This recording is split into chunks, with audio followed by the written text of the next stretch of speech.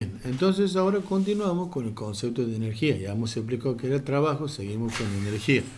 Para definirla podemos recurrir a dos definiciones, entonces una más general, en la cual dice que es la capacidad que tiene un sistema de poder producir cambios en su entorno.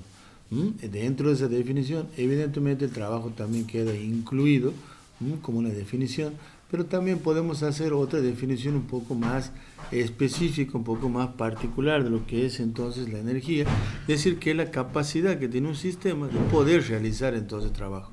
Evidentemente, trabajo y energía tienen exactamente las mismas unidades.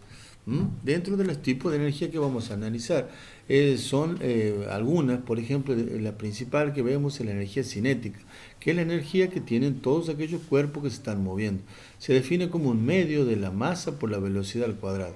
Como vemos, la masa de los cuerpos permanece constante. La energía va a estar vinculada con la velocidad en una relación cuadrática. Es decir, que si la velocidad se duplica, entonces la energía se va a cuadruplicar. Si se triplica, la energía va a aumentar 9 veces. Entonces vemos que es una relación cuadrática. Su gráfica va a ser una parábola, o sea, la mitad de la parábola, porque no vamos a tomar entonces los valores negativos. Entonces, obviamente la masa tiene que estar en kilogramos, la velocidad en metros por segundo. Y su unidad también son el joule. Existe una relación entre la energía y la cinética y el trabajo. Es decir, que cuando nosotros aplicamos una fuerza a un cuerpo, este varía su velocidad, por ende también va a variar su aceleración, haciendo que la energía cinética también cambie.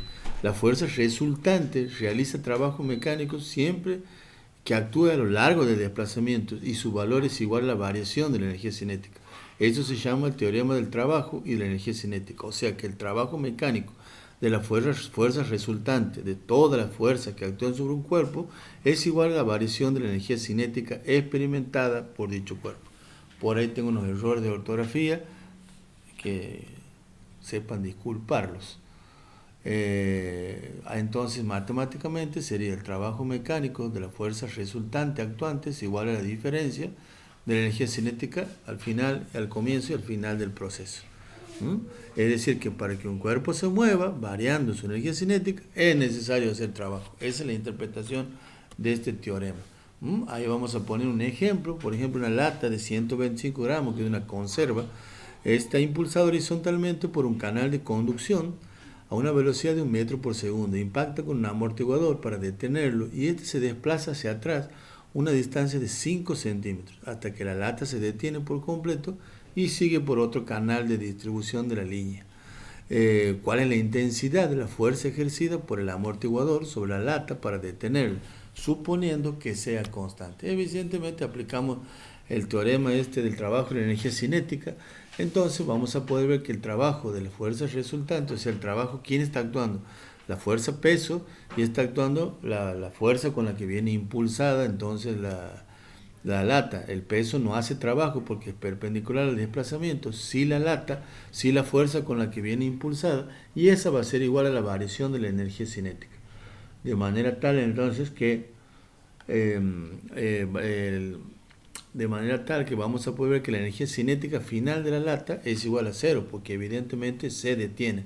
Entonces nos queda resumida y reemplazando la definición de trabajo, no va a quedar que es fuerza por distancia, coseno 180 es igual a menos un medio de la masa por la velocidad final al cuadrado. De ahí despejamos velocidad final, fuerza, perdón, que es lo que necesitamos saber, que es la fuerza necesaria para detenerla, y hacemos la operación, reemplazamos por los datos y podemos obtener, o sea, el signo menos se mantiene, desaparece porque coseno de 180 menos 1 se hace positivo.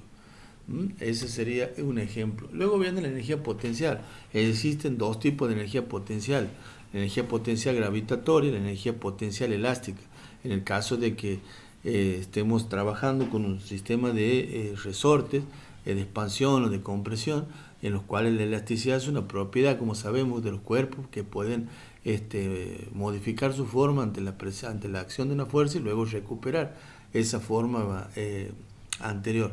Así se dice, todo cuerpo ubicado a una cierta altura posee una cierta cantidad de energía, la cual puede convertirse en trabajo al caer. Evidentemente, este trabajo se manifiesta en todos sus efectos sobre la superficie que golpea al caer, rompiéndola, aplastándola, etc. El valor de la energía potencial gravitatoria va a ser mgh, en donde m es la masa del cuerpo, h es la altura. Entonces aquí vemos que la proporcionalidad, la masa es constante, g la constante de gravitación, la aceleración de la gravedad es constante también, varía muy poquito en el planeta, y h es la altura, depende de la altura, es directamente proporcional a la altura en donde se encuentre el cuerpo. Si la altura se duplica, la energía potencial se duplicará. Y aquí venimos con trabajo y energía potencial gravitatoria. Para definir la energía potencial gravitatoria, se toma como nivel cero la superficie terrestre, aunque podemos usar cualquier otra referencia. En general, un cuerpo a mayor altura que otro tendrá más energía potencial gravitatoria que el que está a menor altura. Claramente, para llevar un cuerpo a su posición elevada, es necesario realizar trabajo, de manera que el mismo peso al caer liberará esa energía en forma de energía cinética o en forma de trabajo. El trabajo realizado va a ser igual a la diferencia de la energía potencial. Esto es lo que decía de la energía potencial elástica, que esta es su definición, y esta es la relación del trabajo resultante de la fuerza peso como la diferencia de las energías potenciales entre los dos puntos, suponiendo que estemos en un campo gravitatorio constante de atracción y uniforme. Por ejemplo, en un proceso de fabricación de cemento se usa un elevador de cangilones, el cual tiene una capacidad por cada cangilón de una masa de piedra de 180 kilogramos. La altura de descarga es 12 metros. Calcula el trabajo que debe realizar el motor por cada cangilón que posee la cinta. Ese es un elevador de cangilones. Entonces hay que elevarlo 12 metros. Vamos a poder ver que planteamos el trabajo resultante. Aquí está trabajando, hay que vencer la fuerza peso para elevarla. Entonces tenemos que la energía potencial al final menos la inicial es la que estamos planteando entre los dos puntos A y B. Planteamos y vemos entonces que H en A es 0, lo que hace que se anule este término y nos quede simplemente este trabajo resultante, del cual nosotros podemos calcularlo directamente como la energía potencial que va a tener la piedra a la altura de los 12 metros.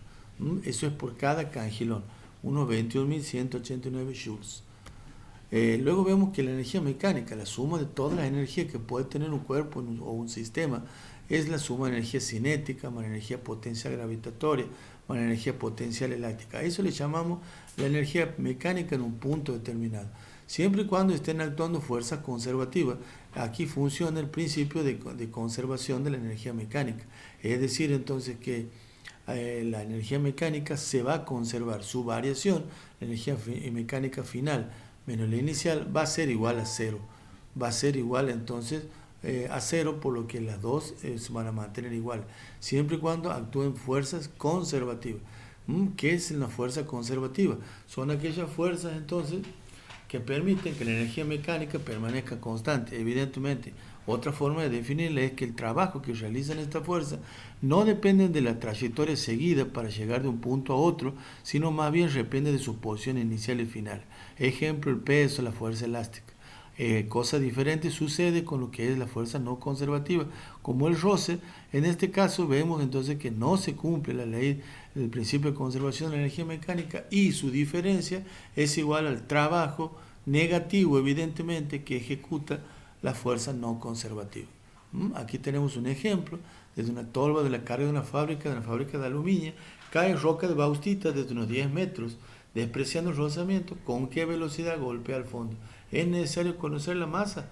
Bueno, ahí vemos el ejemplo, dibujamos la máquina, esta es la tolva, la posición A, posición B, sabemos que la energía mecánica se conserva porque no actúa el rozamiento, entonces estas son iguales, de manera tal que vemos que de acuerdo a cómo está planteado el sistema de referencia, H en A es 0 y también entonces la velocidad inicial aquí en B también es igual a 0, por lo que estos dos términos se anulan y nos queda simplemente esta igualdad. Un medio de la masa por la velocidad en A al cuadrado, que es con la que golpea, la que queremos saber, es igual a mg/hb. De ahí la despejamos y la podemos calcular con una raíz cuadrada de 4,67 metros sobre segundo cuadrado. Y como hemos visto, matemáticamente se ha hecho innecesario el conocimiento de la masa para poder seguir los cálculos. Luego vamos a hablar de potencia, finalmente, el último concepto incluido en este video, que es una magnitud escalar que hace una referencia a la velocidad, por eso lo digo entre comillas, a la velocidad con la que transferimos, a la velocidad con la que transformamos entonces energía, o la velocidad con la que hacemos entonces trabajo. Sus unidades son los joules por segundo, o sea, los watts. Por ejemplo, la potencia de un motor es la cantidad de energía química del combustible que se transforma en energía mecánica por unidad de tiempo. Digamos que su fórmula va a ser esta. Este delta indica variación de energía sobre variación de tiempo. Es un ritmo con el que se hace trabajo, se transforma trabajo, se entrega trabajo. Es inversamente proporcional al tiempo. Cuanto más tardamos para realizar una tarea, menor va a ser la potencia y viceversa. Este es un ejemplo. La cinta transportadora del ejemplo 1 tarda 1 minuto en cubrir esa distancia, entonces calculemos la potencia. Teníamos la variación del trabajo, que eran 22.600, el minuto son 60 segundos y ahí obtenemos 375 watts la potencia, con una simple división. ¡Qué hija de puta!